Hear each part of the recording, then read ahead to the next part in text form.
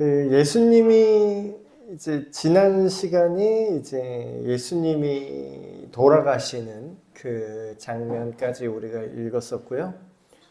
오늘은 예수님이 이제 돌아가신 이후에 바로 그 직후에 있었던 일입니다. 그 직후에 사실 예수님이 무덤에 있던 시간이 정말 길지가 않기 때문에 우리가 별로 생각 안 하고 그냥 넘어갈 수 있는 부분인데, 오늘 나올 내용이 예수님의 장례를 치르는 얘기가 나옵니다. 그러니까 예수님의 장례식이라고까지 하기엔 좀 그렇지만 어쨌든 예수님의 그 시신을 수습하고 그것을 장례를 치르는 그런 장면이 자세하게 기록되어 있습니다. 그래서 요한이 요한복음을 쓰면서 왜 이 내용을 자세하게 기록을 했는지 계속해서 살펴보도록 하겠습니다. 이날은 준비일이라 유대인들은 그 안식일이 큰 날이므로 그 안식일에 시체들을 십자가에 두지 아니하려 하여 빌라도에게 그들의 다리를 꺾어 시체를 치워달라 하니, 이 준비일이라는 게 뭐냐면요, 그 6월절 이제 큰 명절이 낀 안식일 전날인 거예요. 그래서 이날 그러니까 금요일이죠. 금요일, 토요일이 안식일이니까 금요일에 그 하루 전날에 그거를 이제 준비하는 기간입니다. 그래서 이 기간에는 그 6월절, 다가올 6월절을 맞이하기 위해서 여러 가지 예식들을 하는 거죠. 이게 대표적으로 6월절을 준비하려면 미리 집집마다 양을 준비를 해야 돼요. 양. 그러니까 되게 상징적이죠. 우리가 성경 전체에서 보면은 예수님의 죽으심을 뭐라고 이제 비유적으로 얘기하죠? 보라, 세례 요한도 똑같이 얘기했죠. 보라, 세상 죄를 지고 가는 하나님의 어린 양이다, 예수님이. 그래서 이게 성경 전체에서 흘려놓은 그 복선들, 그게 정말 딱딱딱 맞아 떨어집니다. 지금 예수님이 돌아가셨잖아요. 근데 지금 이 돌아가신 시점이 안식일 전날이자 그 6월절을 준비하는 준비일에 돌아가신 거죠. 근데 마치 그 6월절을 준비하기 위해서 미리 양을 잡아서 죽여 놓는 것처럼, 그래서 죽여서 그 문설주에 피를 발라서 그거를 이제 기념하는 6월절이잖아요. 그래서 실제로 지금 이 시간대에 예수님이 돌아가셔 있는 상태이죠. 어린 양이 이제 준비가 된 거예요. 어린 양이 지금 제물이 되셔서 돌아가신 그 상황이죠. 근데 이제 유대의 율법에는 이 안식일은 거룩한 날이고 그 6월절을 이제 준비를 하려면 쉽게 말하면, 우리식으로 말하면 부정타지 않게 하려고 그 시체가 이제 매달려 있으면은 그게 보기도 흉할 뿐더러 그게 율법의 시체를 이렇게 만지기라도 하면은 부정해진다고 하잖아요. 그래서 이 명절을 지낼 수가 없습니다, 이 사람들이. 그래서 지금 유대인들은 굉장히 아이러니한 모순적인 행동을 하는 거예요. 여태까지 하나님께서 보내신 구원자 메시아를 이악 물고 죽이려고 했죠. 그거는 그렇게 했는데 지금 시체 빨리 치우라고 요구하는 거예요. 근데 이 요구는 왜 하는 거냐면 하나님의 율법을 잘 지키기 위해서 시체를 치우라고 하는 거예요. 되게 우리도 좀 조심해야 될 부분이 이런 거죠. 내가 예수님을 믿어. 내가 하나님을 믿고 나 교회 다녀. 그러니까 예를 들면 누가 봐도 이제 종교적 규칙들 있잖아요. 예를 들면 주일날 나가야 돼. 빨리 예배 가야 돼. 나 교회 봉사해야 돼. 뭐 여러 가지 그런 기독교인으로서 해야 되는 어떤 그런 틀이 있잖아요. 근데 그 자체가 나쁜 게 아니죠. 지금 이 유대인들이 안식일에 시체 치우는 게 나쁜 건가요? 좋은 거예요, 그거는. 안식일에 부정타지 않도록 시체를 치우는 행위 자체는 문제가 없습니다. 근데 뭐예요? 그 시체를 만들려고 어거지로 한 그 내용이 죄 없는 예수님을 잡아서 죽인 그 일이라는 거죠. 그러니까 우리도 이런 거예요. 내가 하나님을 믿으니까 이렇게 행동해야 돼 하는데 결과적으로 하나님의 뜻을 범할 수가 있어요. 그러니까 이게 되게 불편한 얘기거든요. 예를 들면 선한 사마리아인 비유가 그 얘기거든요. 그러니까 유대인들이라고 한 얘기예요. 그 얘기는 예수님이. 니들 봐라. 니들 제사장이 빨리 성전에 들어가서 제사 드려야 된다고 길거리에 있는 사람, 반 죽어가는 사람 도와주지 않고 그냥 가지 않냐. 그러니까 우리식으로 바꾸면 이런 느낌이죠. 나는 주일에 예배하러 가야 되기 때문에 예를 들어서 내가 돌봐야만 하는 나의 가족이라든가 그런 사람들을 소홀히하고 나 주일날 예배 드려야 돼. 근데 그게 나쁜 건 아닌데 그렇게 행동하면은 그 사람한테 이제 복음이 들어가기 어려워지겠죠. 가족들에게. 그러니까 이게 참 어려운 거예요. 그래서 우리가 이런 어떤 위선적인 그런 행동이 역시 이게 유대인들은 위선적이야 이렇게 쉽게 말할 게 아니라 우리의 모습도 여기서 되게 주의 깊게 한번 살펴봐야 되는 거죠. 그래서 어쨌든 이 시체를 치워달라고 합니다. 되게 웃긴 거죠. 이게 하나님 입장에서는 얘네가 되게 내가 보낸 구원자를 잡아 죽여놓고 내 법을 지키기 위해서 시체를 치워달라고? 이게 되게 웃긴 행동이겠죠. 어쨌든 군인들이 가서 예수와 함께 못 박힌 첫 번째 사람과 또 그 다른 사람, 양쪽에 같이 못 박힌 사람이 있었잖아요. 그 사람의 다리를 부러뜨립니다. 근데 이게 이제 뭐냐면, 이 당시에 이제 확인사살 이런 거예요. 그 십자가에 매달려 있는 사람들은요, 빨리 안 죽어요. 그러니까 이게 되게 고통스러운 형벌이라는 거죠. 이게 매달려서 사람을 이렇게 말려 죽이는 겁니다. 그래서 이게 사람이 매달려 있는데 이게 중력에 의해서 쭉 이렇게 쳐지면 여기 이제 턱걸이나 어디 이렇게 철봉에 매달려 보신 분은 이게 무슨 느낌인지 알 거예요. 이렇게 턱걸이 하려고 이렇게 철봉 같은데 이렇게 양손 잡고 매달려 있잖아요. 그럼 가만히 이렇게 계속 매달려 보세요. 그럼 나중에 어떻게 되냐면 몸이 이렇게 쭉 당겨져서 이게 팔이 이렇게 쭉 당겨지는 거죠. 그럼 뭐냐면 숨이 안 쉬어집니다. 나중에. 이게 폐가 횡격막이 이렇게 눌리는 거거든요. 중력으로. 그래서 숨 쉬려면 이렇게 당겨야 돼요. 이 폐에 눌린 거를. 그러니까 그 상황이 이제 십자가에 매달린 사람들의 상황이죠. 그래서 이렇게 고증을 보면은, 역사의 기록을 보면은 십자가에 매달린 사람은 이렇게 막 몸부림을 쳤다고 합니다. 그래서 이렇게 매달려 있으면 발로 이렇게 차서 숨 한 번 쉬고 또 숨 막혀 있다가 발로 한번 차서 이거를 죽을 때까지 반복하는 거예요. 이게 굉장히 괴롭겠죠. 굉장히. 이게 거진 이제 질식사인 거죠. 근데 이제 그 고문하듯이 이제 죽을 때까지 그 상태로 이제 계속 매달려 있는 건데 지금 요구가 좀 있으면은 3시간 남았어요. 지금 뭐 한 오후 3시쯤에 돌아가셨거든요. 예수님이. 시간으로 따지면. 그럼 6시부터 유대인은 하루가 시작이에요. 저녁부터 하루가 시작이거든요. 그러면 3시간 뒤면은 안식일이 시작돼요. 그러니까 지금 급한 거예요. 야, 시체 빨리 치우자. 3시간밖에 안 남았다. 그래서 이제 빨리 죽이려면 어떻게 해요? 종아리 뼈를 다 부러뜨립니다. 쳐서. 다리 뼈를 부러뜨리면 어떻게 되냐면 다리를 차서 이 짓을 못 해요. 그냥 이 다리가 부러서 못 차서 이대로 하다가 죽는 거예요. 굉장히 잔인하죠. 그래서 양쪽에 있는 사람은 아마 살아 있었나 봐요. 예수님은 굉장히 빨리 돌아가셨는데. 그래서 그 양쪽 사람의 다리를 꺾어서 지금 일부러 죽이는 거죠.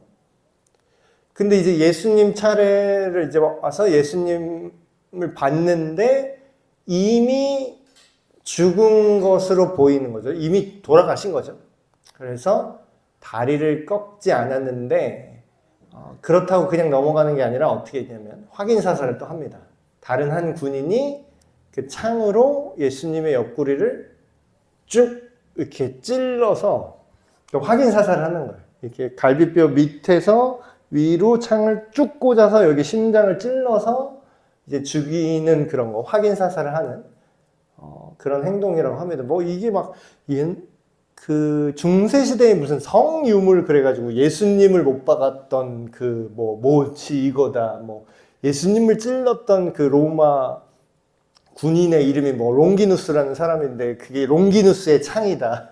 예수를 찔렀던 그 창이다. 그래서 뭐 거기에 무슨 기적이 일어나고 뭐 미신적인 그런 전통들도 있었는데 어쨌든 그게 중요한 게 아니라 이게 찔렀는데 기록에 물과 피가 나왔다라고 이제 기록을 합니다. 근데 이제 이거 두 가지 견해로 이거를 좀 해석하는 사람들이 있는데 첫 번째는 이제 굉장히 이성적인 사람들이죠. 예수님의 옆구리를 창으로 찔렀는데 피와 물이 나왔다라는 기록은 무슨 얘기냐면 생물학적으로 의학적 견해로 이걸 보면은 사람이 죽으면요 그 피 안에 적혈구랑 혈전 그게 이제 분리가 된다고 합니다. 그래서 이게 피와 물이 나왔다라는 것은 이 예수님께서 생물학적으로 사망이 된 것을 나타낸다. 이렇게 이제 의학적으로 이걸 해석하는 사람들이 있고요. 근데 이제 사도 요한은 이 물과 피를 굳이 이제 쓴 의도가 있습니다. 그 요한복음 우리가 시작할 때 그 요한복음의 그 핵심 메시지를 이제 제가 홍보할 때 저기 포스터에도 붙어 있는데 거기 뭐라고 써 있죠? 요한이 내가 너희에게 이것을 쓴 이유는 너희로 하여금 구원을 받게 하기 위해서다. 예수님이 누군지 알고 너희가 구원받게 하기 위해서 내가 요한복음을 쓴다. 그러니까 요한복음의 저술 목적 자체가 물론 있는 사실 그대로를 전달을 하는 것도 목적 중에 하나지만 거기에 의도를 넣어서 요한이 기록을 했다라는 거예요. 그래서 지금 이 물과 피가 나왔다라는 내용도요. 다른 요한의 그 책들, 성경 중에서 요한일서나 이런 데 보시면 이런 표현을 씁니다. 요한일서 5장 6절 같은 경우에는 신학적인 어떤 해석을 써요. 근데 요한이 스스로 그냥 지어낸 말이 아니라 실제 성경에 근거가 있는 얘기를 이걸 연결시키는 거죠. 이는 예수님에 대해서 이렇게 얘기합니다. 이는 물과 피로 임하신 이시니 곧 예수 그리스도시라. 물로만이 아니요 물과 피로 임하셨다. 예수님이. 그래서 물과 피를 굉장히 강조합니다.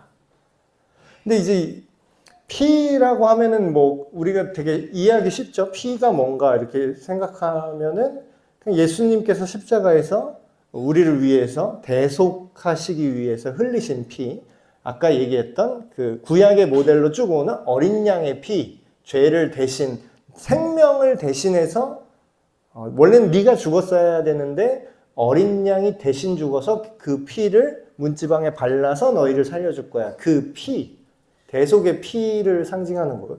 그럼 물이 뭐냐? 요한복음 4장에 우리가 전에 읽었었죠. 요한복음 4장에 사마리아 여인과 대화하면서 예수님이 그런 얘기를 하죠. 내가 주는 물을 마시면 너희가 영원히 목마르지 않을 거야. 내가 주는 물은 너희 속에서 살아서 살아나는 생명이 될 거다. 그런 얘기를 하시죠. 이게 뭐 직접적으로는 성령님을 상징하기도 하지만 근데 이 상징이 또 어디 나오냐면 에스겔서 구약의 에스겔서 47장에 보면은 그런 내용이 나옵니다. 에스겔이 환상을 봐요. 마지막 때에 하나님께서 여호와 하나님께서 이스라엘을 회복하고 구원하는 장면을 환상으로 봅니다. 근데 이제 거기에 성전이 하나님의 성전이 이렇게 회복되는 그 환상이 나와요. 근데 그 성전에서 물이 흘러나온다고 기록합니다. 성전 동편에서부터 물이 흘러나와서 그 물이 닿는 곳마다 생명이 살아나고 많은 사람들이 그 물로 인해서 살게 된다. 그렇게 얘기해요. 이 찬양곡도 아마 있을 것 같아요. 주 보좌로부터 물이 흘러 닿는 곳마다 새롭게 되네. 그게 이제 에스겔서 47장 말씀으로 만든 노래거든요. 그러니까 이걸 보시면 그럼 결국은 예수님이 물과 피로 임하셨다는 건 뭐냐? 물은 어느 날 갑자기 나타난 개념이 아니라 이미 예전부터 하나님께서 성전을 다시 회복하시면 그 성전을 통해서 많은 사람들이 구원받고 회복될 거를 상징적으로 이렇게 보여주셨는데 그 성전에서 물이 흘러나온다고 지금 예언이 돼 있는 거잖아요. 근데 이거를 우리 요한복음 여태까지 잘 따라오신 분은 이게 느낌이 이제 오실 거예요. 아, 예수님이 성전에 대해서 뭐라고 했었죠? 예수님이 이 성전을 부셔버려라, 헐어버려라. 내가 3일 만에 다시 살릴 거다. 그래서 요한이 거기다가 사족을 뭐라고 답니까? 이는 그가 부활하셔서 그의 육체가 다시 살아나실 것을 말합니다. 이렇게 얘기하죠. 그러면 여기서 이제 퍼즐이 맞춰져요. 이게 복선이 계속 흘러나오는데 이게 다 하나로 모입니다. 자, 성전이 예수님이 다 이루었다 하시고 이룬 그게 뭐라 그랬죠? 전에도 요한복음 전에 계속 읽을 때도 중간중간 나왔던 주제인데 예수님이 하나님의 성전이 되시고 예수님을 믿는 사람들이 성전이 되게 하신다 그랬죠. 근데 뭐예요? 그러면 예수님이 성전이 됐다 그러면 에스겔 47장의 환상에서 성전에서 물이 나와서 그게 닿는 사람마다 살린다 그랬잖아요. 자, 예수님이 내가 너희에게 주는 물을 먹으면 영원히 목마르지 않을 거다 말씀하셨죠. 예수님 안에서 우리가 구원을 받고 구원받은 사람은 어떻게 되죠? 생수와 같은 성령님이 그 사람 속에서 샘솟는 그런 물처럼 살게 하신다 그러죠. 근데 그게 지금 뭐예요? 예수님을 찔렀더니 물과 피가 나왔다. 그 물은 예수님의 성전이라는 그 암시가 있으면 이 물에서 이 예수님의 죽음을 통해서 이제 마치 성전이 완성될 거고 그 완성된 성전에서 물이 흘러나와서 그거에 영향을 받는 사람들마다 회복되고 구원받게 될 것이다라는 에스겔서 47장 말씀을 복선처럼 지금 요한이 표현하는 거죠. 그래서 실제로 요한계시록 22장은 거의 마지막 장 가까이서 이렇게 보시면 이 에스겔서 47장에 나온 성전의 그림이 그대로 묘사됩니다. 그래서 이거는 어느 날 갑자기 나타난 개념이 아니라 성경 전체에서 흐르는 그 구원의 그림, 그거를 계속 표현하고 있는 거죠. 자, 이를 본 자가 증언하였으니. 그래서 예수님이 실제로 돌아가신 거를 눈으로 본 사람들이 있어요. 증인들이. 이 당시에 십자가 사형 집행은 숨어서 하는 게 아니라요. 본복이에요. 본복이. 그래서 제일 높은 동산 거기에서 위에서 다 보이는 데서 매달아 놓는 거거든요. 자, 봐라. 로마 제국에 대항하는 자, 반역한 자는 이렇게 비참하게 될 거야. 막 계속 이러고 있으니까. 그거를 모든 사람이 보라고 그렇게 이제 광고판처럼 해놓은 거예요. 그러니까 이게 예수님이 죽은 게 사실이 아니다라고 말할 사람이 없는 거예요. 사실 이거는 너무 많은 사람이 봤기 때문에 예수를 확인 사살해서 물이랑 피가 줄줄 나오는 거를 이미 본 사람이 한둘이 아니죠. 이를 본 자가 증언하였으니 그 증언이 참이라. 그가 자기의 말하는 것이 참인 줄 알고 너희로 믿게 하려 함이니라. 그러니까 이 믿게 하려 함이라는 게 없는 말을 지어내서 믿게 한다는 게 아니라 이 당시에 1세기경에 자꾸 이런 사람들이 있었어요. 예수가 사실 죽은 게 아니었다. 예수가 뭐 기절했다가 다시 살아서 도망쳤다. 막 이런 막 헛소리 하는 사람들, 헛소문 퍼뜨리는 사람들이 있었거든요. 그래서 그런 거에 대해서 야, 이게 본 사람이 몇 명인데 이 증언이 확실하다 이렇게 강조하는 거죠. 이 일이 일어난 것은 그 뼈가 하나도 꺾이지 아니하리라 한 성경을 응하게 하려 함이라. 또 다른 성경에 그들이 그 찌른 자를 보리라 하였느니라. 지금 이것도 또 복선이 하나 있는데,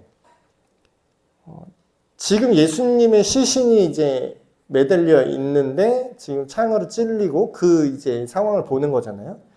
이게 아까 6월절 예배일이라고 우리가 말씀드렸잖아요. 6월절 예배일. 그러면은 이거를 6월절의 그림으로 보면은 이 과거의 예언들과 과거의 그 율법들이 지금 예수님한테 다 성취가 되는 걸 우리가 확인할 수 있습니다. 자, 뼈가 꺾이지 않는다. 이게 무슨 얘기냐면 출애굽기 보시면 거기 6월절이 처음에 나오잖아요. 그때 그 양을 준비해라. 니네가 살고 싶으면 이 저주, 장자의 죽음의 저주를 너희가 여기서 넘어가려면 이런 것들을 지켜야 돼 하면서 양을 잡고 뭐 문설주에 피 발라라 이렇게 하는데 그 정확한 규칙 중에 6월절에 준비하는 양은 어떻게 먹어야 되냐면 뼈를 꺾지 말고 먹으라고 써 있습니다. 이런 것까지 써 있어요, 성경에. 왜 그런지 모르겠어요. 뼈를 꺾지 말고 있는 그대로 먹어야 된다고 해요. 그 먹는 규칙입니다. 그래서 가족끼리 그 양을 잡아서 그 피를 문지방에 발라놓은 상태에서 그 가정에 있는 사람들이 그 양을 잡아 먹는 거예요. 양을 요리를 해서 먹는 거죠. 근데 어떻게 먹어야 된다고요? 뼈를 꺾지 말고 먹어라. 있는 그대로. 그래서 이게 예수님한테 지금 사도 요한이 굳이 이 얘기를 했죠. 그 뼈가 하나도 꺾이지 않으리라는 그 말씀을 예수님한테 응하게 하셨다 이렇게 표현해요. 그 얘기는 뭐예요? 지금 요 얘기를 왜 하고 싶냐면 예수님이 6월절 어린 양이라는 얘기를 하고 싶은 겁니다. 지금 예수님이 세상 죄를 지고 가는 하나님의 어린 양이고 6월절이 이제 시작되지만 진정한 6월절 어린 양은 이미 하나님께서 준비하셨고 그 뼈가 하나도 꺾이지 않은 것처럼 그럼 이제 6월절 그 믿는 사람들은 뭘 했어야 되는 거죠? 그냥 온 가족이 그 양으로 인해서 혜택을 받으면 되는 거예요. 둘러 앉아서 뼈가 안 꺾인 그 양을 먹는 거죠. 근데 이것도 또 복선이에요. 우리가 예수님이 십자가에 달리기 전에 자기 몸이라고 하면서 그 떡을 떼서 나눠주셨죠. 우리 성찬식 하는 거. 근데 뭐라 그래요, 예수님이? 이는 내 몸이다 이래요. 그러니까 이게 다 연결되지 않으세요? 다 연결되잖아요. 예수님 자체가 6월절 어린 양을 상징적으로 그렇게 표현을 하는데 그 양을 먹을 때 어떻게 먹어야 된다고요? 뼈가 꺾이지 않은 상태로 먹어야 된대요. 그래서 예수님이 뭐라 그러니까? 나를 먹어라. 내 살을 먹어라 그러잖아요. 그럼 뭐예요? 지금 이 얘기는 예수님이 6월절 어린 양이 되신다는 것을 여러 각도로 설명하고 있습니다. 그러면 여기서 예수님을 먹는다는 건 어떤 겁니까? 우리가. 이걸 먹을 수가 없잖아요. 어떻게 먹어요? 먹는다는 건 상징이고 우리가 성찬식에서 이것이 너희를 위해 찢기는 내 몸이니 마치 6월절 어린 양처럼 너희는 이것을 기념하라 라고 하죠. 그럼 오늘날 우리가 6월절 어린 양이신 예수님의 몸을 둘러 앉아서 우리 가정에서 먹는 건 뭘 먹는 걸까요? 예수님이 하신 일을 기억하고 생각하고 그것을 믿는 게 그걸 먹는 거죠. 자, 근데 이제 재밌는 얘기가 나옵니다. 이제 시신이 어쨌든 내렸어요. 내렸으면은 이거를 이제 3시간, 6월절 시작하기 3시간 남았는데 이걸 시신을 어디다가 빨리 처리를 해야 될 거잖아요. 이렇게 길바닥에 이렇게 냅둘 수는 없잖아요. 그런데 아리마대 사람 요셉이라는 사람이 옵니다. 이 사람이 누구냐면 우리식으로 말하면 이제 국회의원이에요. 국회의원. 지금 예수를 죽이라 했던 그 사내들인 공회원들, 그 바리새인들과 대제사장들과 그런 권력자들 있죠. 그 권력자들이 그 공회원들이 많거든요. 근데 그 같은 공회원 중에 한 명이에요, 이 사람이. 그럼 이 사람은 원래는 어떻게 해야 되는 사람이죠? 공식적으로 사내들인 공의회에서 예수를 메시아라고 믿는 자는 죽여라, 출교시켜라. 이렇게 아주 결의를 했단 말이에요. 결의를 한 거죠. 근데 이 사람은 뭐라고 나와요? 예수님의 제자였다고 합니다. 근데 겉으로는 티를 못 낸 거예요. 왜냐하면 유대인들이 지금 분위기가 이렇잖아요. 예수를 믿으면 죽이겠다. 심지어는 아직까지도 그 전통이 내려와서 예수가 메시아라고 말하는 자에게 내리는 특별한 저주 기도가 있습니다. 따로. 그러니까 지금 유대교를 진짜 골수로 제대로 믿고 있는 분들은 우리 같은 그리스도인들 있잖아요. 그리스도인이 받을 저주 기도를 매번 해요. 그 사람들은. 그래서 아예 이거는 그 사람들 입장에서는 이제 우리가 완전히 굉장히 심각한 이단인 거죠. 근데 이제 그런 상황인 거예요. 그러니까 유대인들이 두려워서 자기가 사내들인 공회원이지만 내가 예수님을 제대로 믿는다고 말할 수가 없는 상황이었죠. 근데 이제 숨겼어요. 근데 이게 되게 웃긴 건데 여태까지는 숨겼어요. 숨긴 게 이해가 되죠. 여태까지. 지금 잡아 죽이는 상황이니까. 근데 지금 되게 이상한 행동을 합니다. 2일 후에 빌라도한테 이 사람이 찾아가요. 그러니까 표면적으로 빌라도가 예수님한테 사형 선고를 내리고 사형을 집행한 당사자죠. 물론 이제 그 권력 다툼이 있어서 빌라도는 그렇게 원하지 않았지만 등 떠밀려서 간 것도 있지만 어쨌든 공식적으로 지금 누가 죽인 거예요? 로마 정권인 빌라도가 예수님을 사형시킨 거잖아요. 근데 사형시킨 그 사람한테 찾아가서 굉장히 위험한 말을 합니다. 어떤 말을 하냐면 나한테 예수의 시체를 주십시오. 내가 가져가겠습니다. 이러는 거예요. 그러니까 이게 왜 위험한 거냐면 자 생각해 보세요.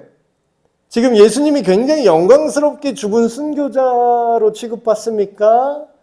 많은 사람의 조롱과 로마 입장으로는 반역자 프레임을 씌웠고 유대인 입장으로는 하나님의 저주를 받은 자 프레임이 지금 씌워졌어요. 근데 생각해 보세요. 우리나라에 어떤 진짜 반역자가 있어요. 되게 위험한 사람. 근데 그 사람이 사형당했어요. 근데 내가 가갖고 그 사람 시체를 나한테 주십시오. 그 사람 장례를 내가 치르겠습니다 하면은 어떻게 볼까요? 사람들이. 그 사람이랑 같은 편으로 보지 않을까요? 그러니까 여태까지는 예수님을 믿지만 속으로는 믿고 있지만 믿는다고 말하기가 두려웠던 이 사람인데 갑자기 이상한 행동을 해요. 당당하게 예수님의 시체를 내가 가져가겠다 말하는 거죠. 이거는 굉장히 위험한 행동을 하는 겁니다. 지금 굉장히. 나도 반역자로 몰릴 수도 있고요. 지금 로마 정부 입장으로는 내가 반역자가 될 수도 있는 거고 또 유대인들 입장으로는 얘가 예수와 연결된 자인가? 이렇게 오해하게 되는 거죠. 근데 어쨌든 빌라도는 굉장히 쿨하게 시체를 또 가져가라고 허락을 해줘요. 빌라도는 예수님 자체에 대해서는 큰 악감정이 없었던 것으로 보이니까 그냥 그럼 그래라 하고 별 의미 없이 그냥 가져가라고 허락을 합니다. 그래서 이 아리마대 사람 요셉이 사내들인 공회원이고 권력자니까 돈이 또 많아요. 보니까 부자입니다. 이 당시 기준으로도. 그래서 예수님의 시신을 이 사람이 가져가서 장례를 치르는 거예요.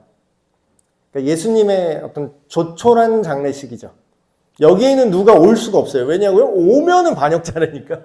오면은 되게 위험해지는 거예요. 모함당할 수도 있고.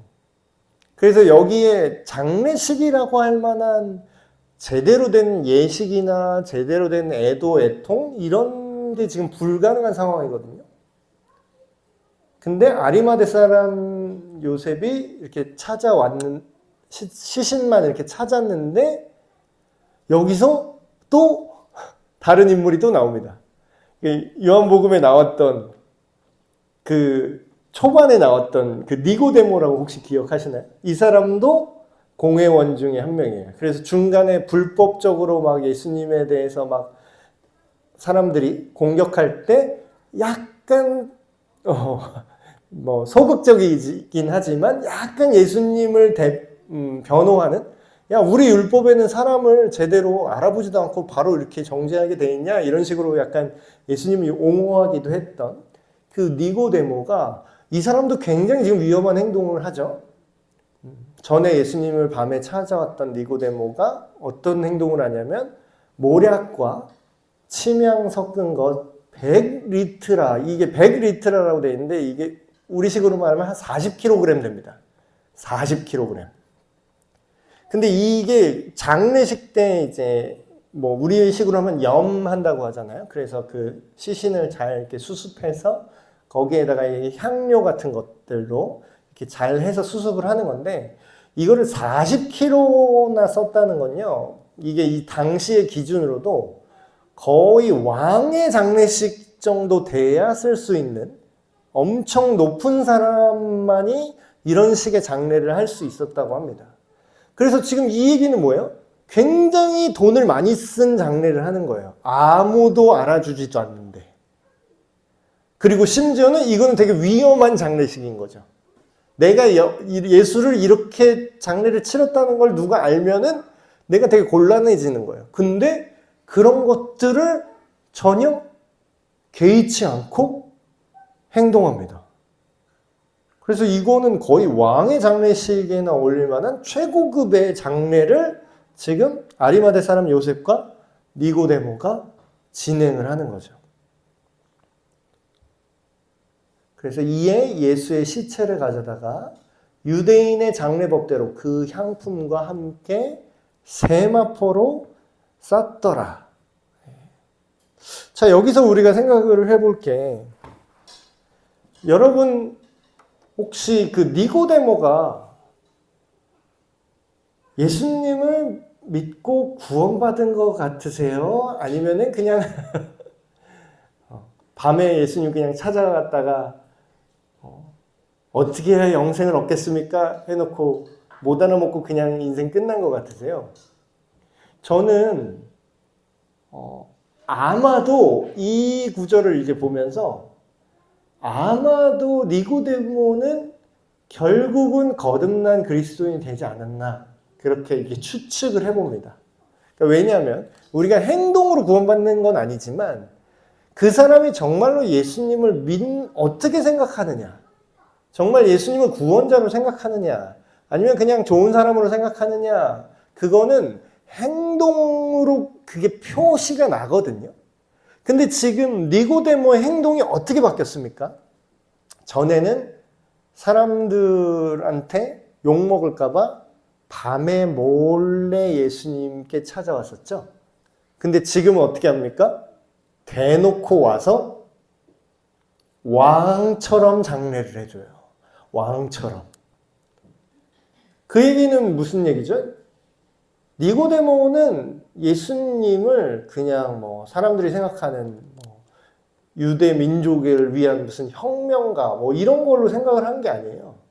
니고데모는요, 예수님이 그 약속된 메시아라는 것을 거기에 올인한 겁니다, 지금.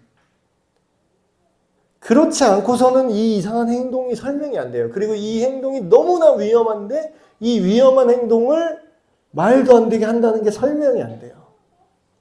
그래서 거꾸로 그 니고데모가 처음에 밤에 찾아왔을 때 사건을 거꾸로 생각을 해보면, 그때 예수님이 니고데모한테 그렇게 대답을 하시죠. 성령으로 난 사람은 바람이 어디서 불어오는지 알지 못하는 것처럼 성령으로 거듭나는 사람, 거듭나는 건 성령으로 거듭나야 한다, 그렇게 알려주셨는데, 성령으로 거듭나는 사람은 이와 같다라고 얘기를 하신 적이 있어요. 근데 저는 그 구절을 굉장히 좋아하거든요. 왜 그 구절을 좋아하냐면 이게 내가 믿고 싶다고 믿어지는 게 아니에요. 그러니까 여러분들이 지금 성경을 읽고 아니면 성경의 복음 메시지를 듣고서 여러분이 진짜 예수님이 그 구원자고 나의 구원자이자 온 세상의 구원자, 그 하나님의 아들이심이 믿어진다라는 건요, 우리의 의지로 되는 영역이 아닙니다.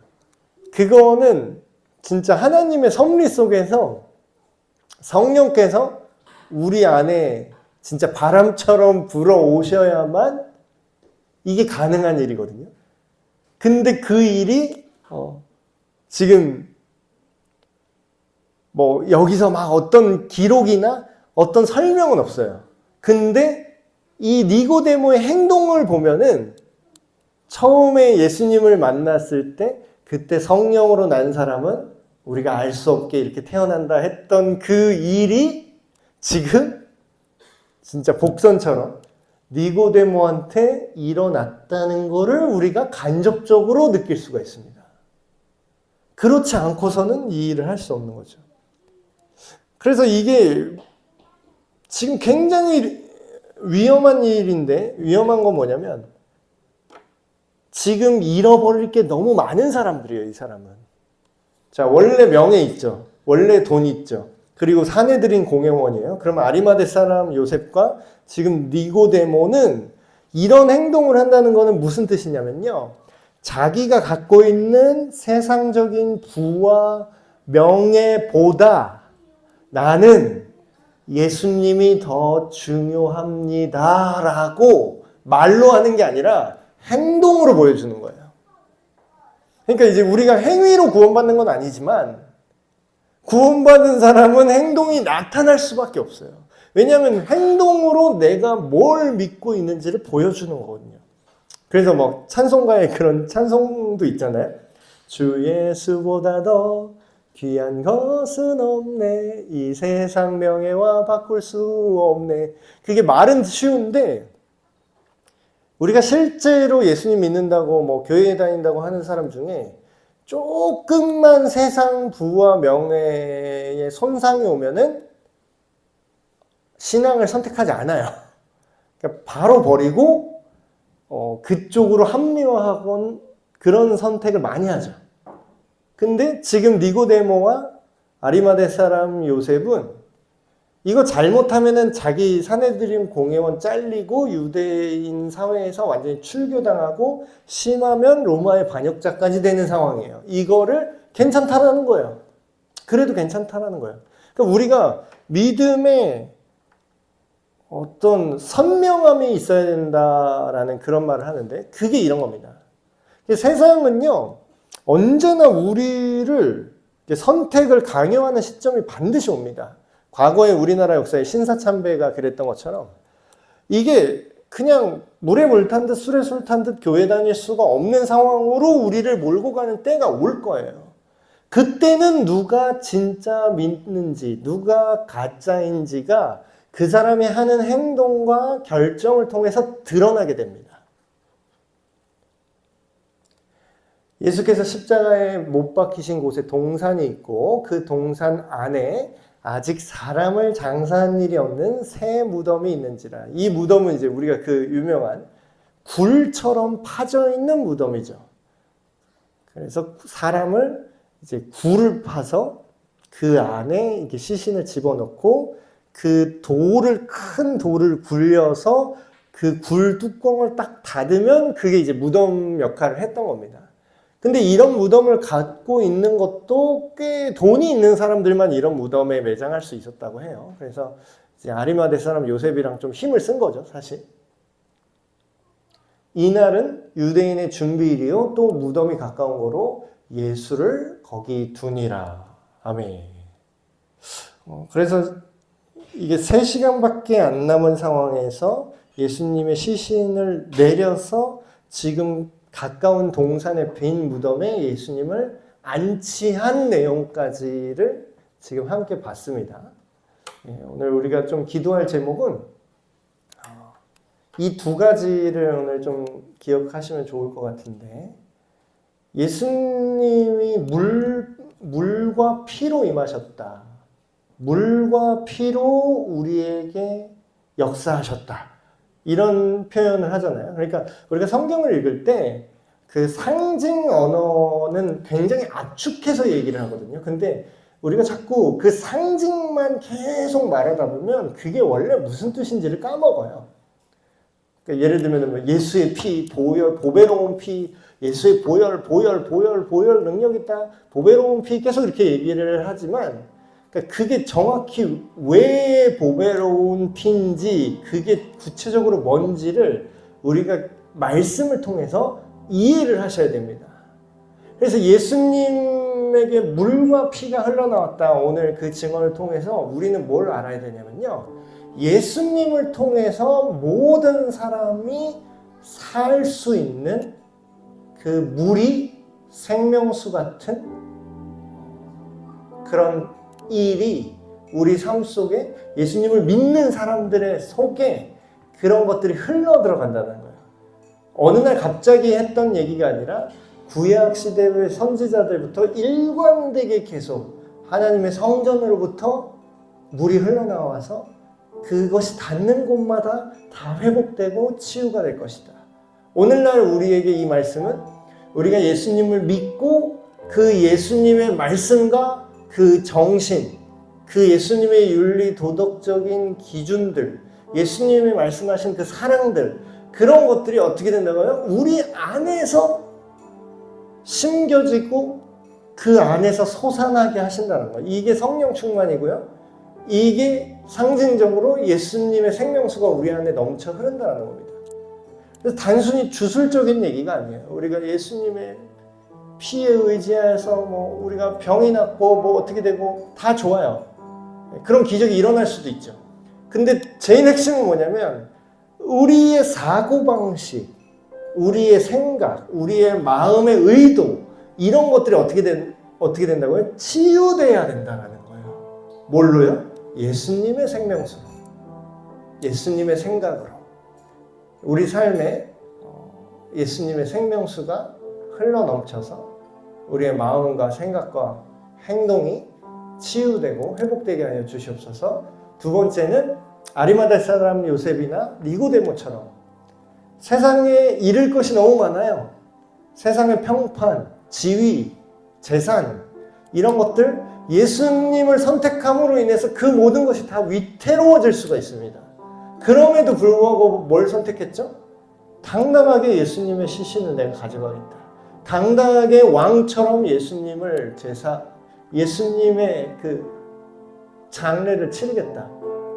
오늘날 우리도 세상의 돈과 권력보다 예수님의 복음을, 예수님의 가치를 뜨겁게 사랑하게 하여 주시옵소서. 다 같이 한 마음으로 기도하시겠습니다. 하나님 아버지, 우리 삶에 주님의 피 흘리심이 그 의미가 우리 삶 속에 깨달아지길 원합니다.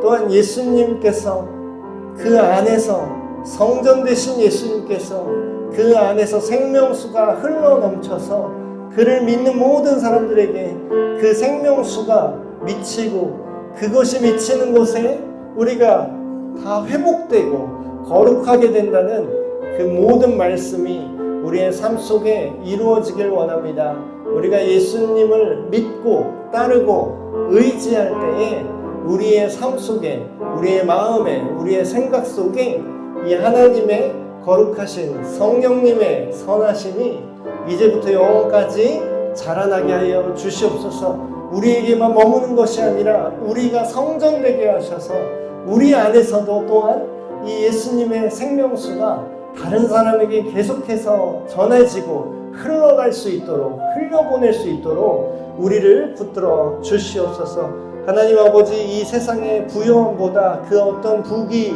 영화와 그 모든 가치보다 예수님의 복음을 더욱더 사랑하게 하여 주시옵소서. 이 세상은 자기에게 유익이 되지 않으면 복음도 집어던지고 우리의 신앙도 왜곡시키고 타협하는 이 악한 세상입니다. 그럼에도 불구하고 오늘 말씀처럼 니고데모와 아리마대 사람 요셉과 같이 우리가 예수님의 구원자 되심을 온전히 깨달아 알게 하여 주시옵소서. 성령님께서 그것을 깨달아 알게 하셔서 바람이 임의로 불지만 우리가 알 수 없는 것처럼 우리를 거듭나게 하셨고 우리가 하나님을 사랑하게 하셨습니다. 우리가 하나님의 놀라운 사랑을 눈치채게 하시고 그 사랑으로 우리의 마음과 생각이 새로워지게 하셨습니다. 우리가 세상의 모든 가치와 부귀 영화보다 오직 주님의 복음을 더욱더 사랑하고 그 안에서 살아갈 수 있도록 주님 인도하여 주시옵소서. 하나님 아버지, 사랑하는 에베네셀 교회 한 사람 한 사람이 오늘 말씀처럼 예수님의 생명수가 흘러나오길 원합니다. 우리 믿는 사람 한 사람의 육신이 하나님께서 하나님의 영이 함께 하시는 거룩한 하나님의 성전이 되게 하셨습니다. 이제 예수님으로부터 물이 흘러나온 것처럼 우리의 인생 속에서도 주님의 선하심과 성령의 능력이 흘러나가게 하여 주시옵소서. 또한 온 세상 부귀 영화보다 주님을 더욱더 사랑하게 하시고 우리에게 허락하여 주신 물질과 모든 사회적 지위야 이런 것들을 하나님 나라를 위해 아낌없이 사용할 수 있는 지혜로운 자들 되게 하여 주시옵소서. 우리 주 예수 그리스도의 이름으로 기도하옵나이다. 아멘.